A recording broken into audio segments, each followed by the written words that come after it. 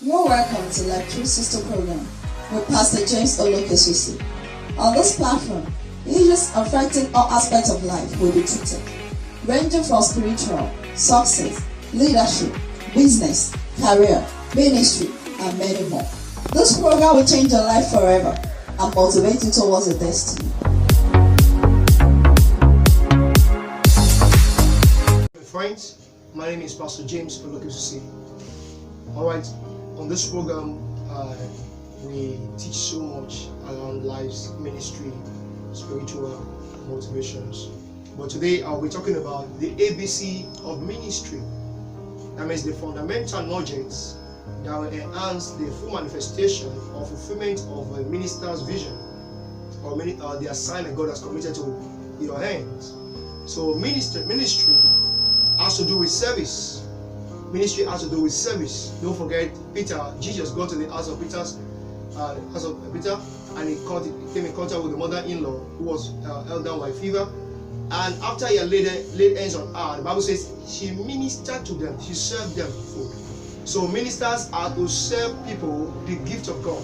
You are to serve the gift of God. So you must have discovered the gift of God in you. That's the fundamental thing. That's the first thing. What is a gift you are meant to serve with? If you are a minister, what is the gift God has given to you to serve the people with? So that's what the first thing you must understand. In the 1 Corinthians 12 verse 28, it says, and God has set some in the church, first apostles, secondly prophets, thirdly teachers, after that miracles, then gifts of healing, helps, government, diversities of tongues. Are all apostles, are all prophets, are all teachers, are all workers of miracles. In a church, God has set people to handle different issues. God has wired each different ministers with diverse gifts to handle different issues in life and in ministry. So the first thing a minister must do is to discover his gift. You must know what you are meant to serve with, either as a prophet, either as a teacher, either as a pastor, either as a healing minister, either as an evangelist. You need to understand which area you're called. That's why you have to ask the questions from God. You have to ask the question from God that what are you called to do? What is your message? When are you to start? Where do you start? How do you start? What is the pattern of your ministry?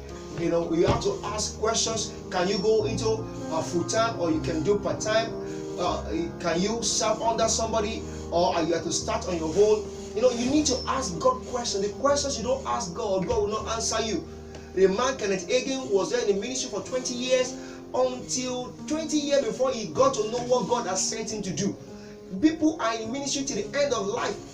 A lot of people must have spent 40 years in ministry without even knowing or working in line with God as what sent them to do. They are not fulfilling their assignment. They are only in ministry. So as a minister, the first thing you must do to make you to become fulfilled as a minister is first define yourself, define your ministry. Define yourself. Who are you as a minister? Are you a prophet? Are you an evangelist? Are you a pastor? Then define the gifts that God has given you. And first in ministry, there's what we call the first gift, the first calling, the second calling, the third calling, the fourth calling.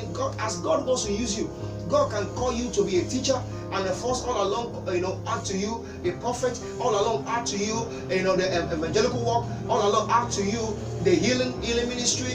So God from time to time can add to you different giftings.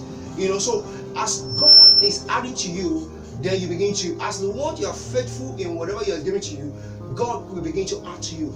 And there's some gifts we covet as a minister. You can covet some gifts that is in line with your ministry, that is in line with what the Spirit of God has called to be. You can covet some gifts. And so with all of these questions, with all of this understanding, the ministry is set for a good ride. God bless you. Thanks for listening to us.